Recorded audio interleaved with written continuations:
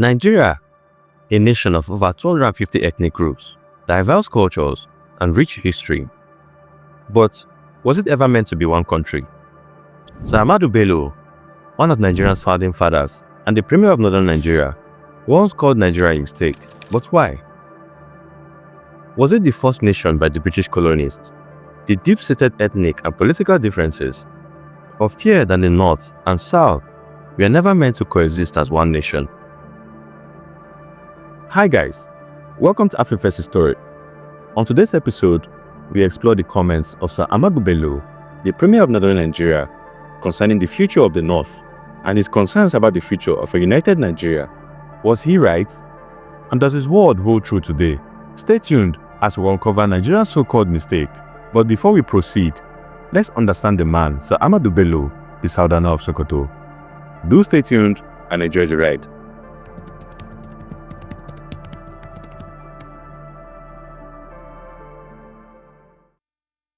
Ahmadu Bello was born in Rabba in 1910 to the family of Malam Ibrahim Bello.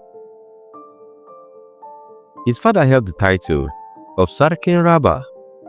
He was a descendant of Uthman Danfodio, founder of the Sokoto Caliphate, a great-grandson of Sultan Alhaji Mohammed Bello, a grandson of Sultan Atiku Naraba. He received Islamic education at home, where he learned the Quranic Islamic jurisprudence and the traditions of Muhammad. He later attended Sokoto Provincial School and the Katsina Training College, now Barewa College. During his school days, he was known as Ahmadu Rabba. Some also called him Gamji growing up. He finished school in 1931 and subsequently became the teacher in Sokoto Middle School. In 1934, Bello was made the district head of Rabba by Sultan Hassan Dan Muazu, succeeding his brother. In 1938, he was promoted to the position of divisional head of Gusau in present-day Zamfara State, and he became a member of the Sultan's Council.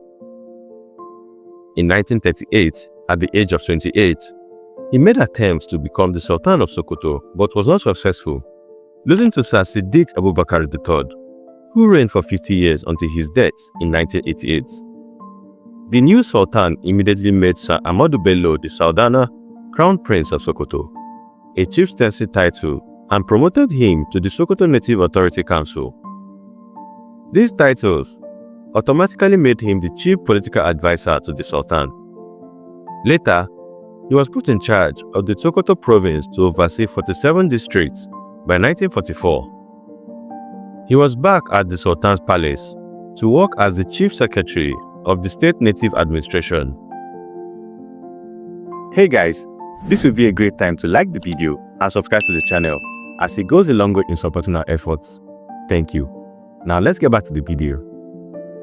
In the 1940s, he joined the Jam'iyya Mutanin Arewa, which will later become the Northern Progressive Congress (NPC) in 1951.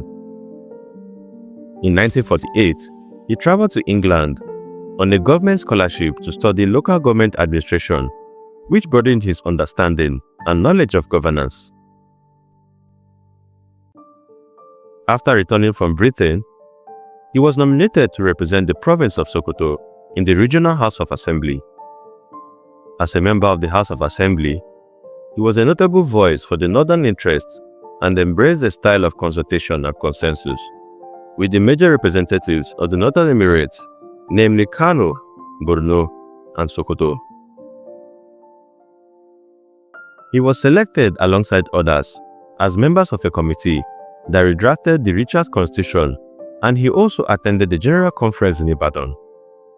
His work at the Assembly and in the Constitution Drafting Committee brought him appreciation in the North, and he was asked to take on leadership positions within the Jam'iyya Mutanin Arewa. In the first elections held in northern Nigeria in 1952, Sir Ahmadu Bello won a seat in the Northern House of Assembly and became a member of the Regional Executive Council as Ministry of Works. Bello was successively Minister of Works, of the Local Government and Community Development, and of Development and Production in the northern region of Nigeria. In 1954, Bello became the first premier of northern Nigeria.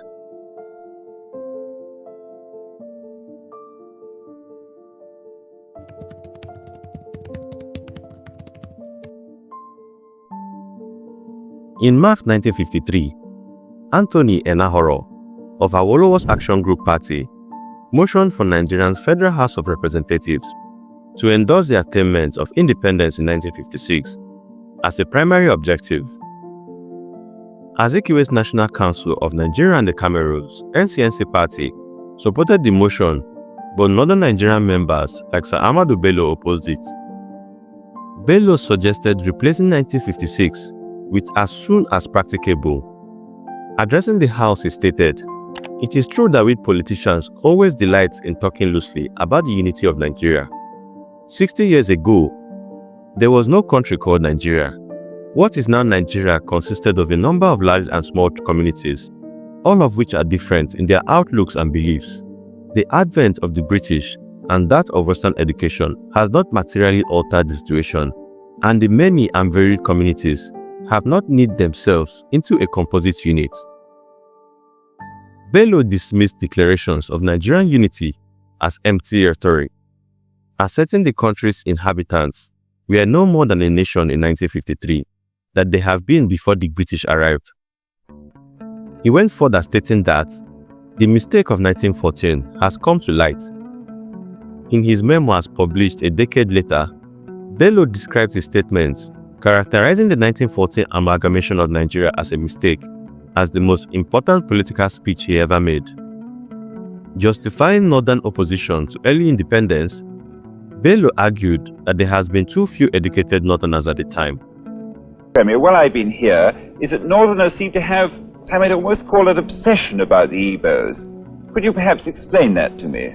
Well, the Igbos are more or less the type of people whose desire is mainly to dominate everybody. If they go to a village, to a town, they want to monopolize everything in that area. If you put them in a labor camp as a laborer, within a year they will try to emerge as headman of that camp, and so on. Well, in the past, our people were not alive to their responsibilities, because you can see from our northernization policy that in 1952, when I came here, there weren't 10 northerners in our civil service here. Then I tried to have it northernized, and now all important posts are being held by northerners. Is this policy of filling all key posts in the north solely with northerners and not with other Nigerians a temporary or permanent one? In actual fact, what it is a northerner first. If you can't get a northerner, then we take an expatriate like yourself on contract. If we can't, then we can employ another Nigerian, but on contract too. This is going to be permanent, I should say, as far as I can foresee, because it will be rather dangerous to see the number of boys who are now turning from all our learning institutions coming out with having no work to do. I'm sure whichever government of the day. Northern elites feared that if independence came as early as 1956, Southerners would dominate the civil service. In their view, this would be dangerous because Southerners could not be trusted to do the fair thing. Instead, they would almost likely exploit Northerners and divert resources to the South, leaving the North ever poorer and weaker, Bello stated. Bello stated, "If the British administration had failed to give us the even development that we deserved and craved so much, and they were on the whole a very fair administration, what had we to hope from an African administration? The answer to our minds was quite simply, just nothing beyond a little window dressing." Northern elites trusted the British to do the right thing more than they ever trusted Southern Nigeria. Southerners described this as a result of British brainwashing, but Northerners argued their mistrust stemmed from real-life experiences with Southerners. After Northern politicians blocked the 1953 self-government motion, Southern leaders accused them of being colonialist lackeys. Northern politicians were booed and insulted by Southern crowds on leaving the House of Representatives building in Lagos. The abuse continued throughout their trip back to the north, with angry Southerners awaiting them at every train stop. Following this, Northern elites favored seceding from Nigeria, and they were restrained solely to practical considerations. The North was landlocked and dependent on Southern coastal links to transport its goods. Northern elites worried Southern leaders might block transportation of goods across their lands if the North seceded. Awolowo threatened as much, saying if Britain let the North secede, we, the West, shall declare our independence immediately, and we will not allow the North to transport their groundnut through our territory. Groundnuts were a key Northern export at the time. Nevertheless, Northern leaders declared an 8-point program entailing de facto secession from Nigeria, only to be dissuaded by the British, who feared a domino effect. At the time, Governor General McPherson wrote to Thomas Lloyd, Under Secretary of State of the Colonies, warning that if Nigeria splits, it will not be into 2 or 3 parts, but into many fragments. In this atmosphere, Action Group leaders decided on an education tour of the North to promote their self-government notion. Inter-ethnic violence eventually erupted in Kano, leading to 277 casualties, including 36 deaths, 15 Northerners and 21 Southerners. After the Kano riots, Oliver Littleton, Secretary of State for the Colonies, informed London the North with their deep, but already somewhat shaken trust in the British and the distrust for their brothers in the West and the East, feared the greater autonomy now suggests for regions will lead up to the West seceding when it suits them, especially as the West incorporates Lagos at once the commercial and political capital and only effective outlets to the sea for trade and commerce of the North. The North now insists on Lagos being a federal area under separate administration to safeguard it from becoming a Yoruba preserve and to make sure their access to sea remains open. We cannot let the North down. They are more than half of the population, more attached to the British and more trustful of the colonial services than the other two. If my colleagues agree, I shall state that we have decided to excise Lagos from the West. To act otherwise would be to alienate our northern friends, probably drive them into secession, to cast aside our responsibilities and to leave a dismembered Nigeria to settle its own differences, perhaps with despair. Each region will have its own premier, with its own cabinet of ministers, and fears of Southern domination in post-British Nigeria. Southern frustrations at the North slowly marched to independence, further solidification of ethnic and religious identities, and realization federalism was the only realistic system for such a diverse country. The 1954 Littleton Constitution reflected a tacit admission by all the relevant actors that Nigerian unity was more aspiration than reality, a situation which persists 65 years later.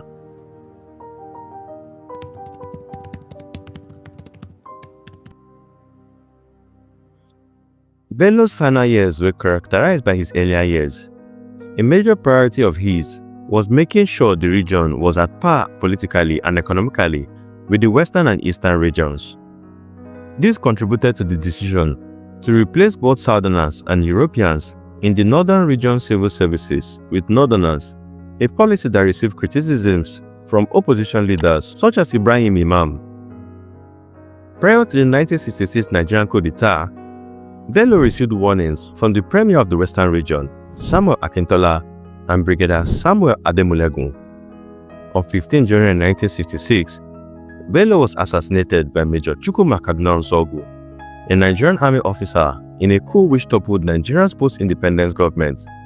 He was still serving as Premier of Northern Nigeria at the time. This was the first coup in the history of Nigeria, which heralded the rise of the military in the country's politics. Also assassinated in the coup was his longtime friend, Alhaji Sir Abubakar Tafawa Balewa, alongside many political elites in the north and in the west. Bello had 3 wives at the time of his death. Hafsatu, his senior wife, died alongside him. He had 3 surviving daughters with another wife, Amina Bogon Kanu. His eldest daughter was Ino, followed by Aisha and Lababatu. Bello's greatest legacy was the modernization and unification of the diverse people of northern Nigeria. His personal residence in Kaduna, now called Arewa House, Gidan Arewa, was transformed into a museum and the Center of Research and Historical Documentations, managed by Sir Ahmadu Bello University. His face is etched on Nigeria's 200 naira note as a way to honor his memory. Ahmadu Bello believed that every Nigerian and all human beings were created equally, that they were endowed by God with rights among which were life, liberty, equal opportunity, blessings, and the legitimate pursuit of happiness. Throughout his political career and before, he espoused high morality and intellectual virtues.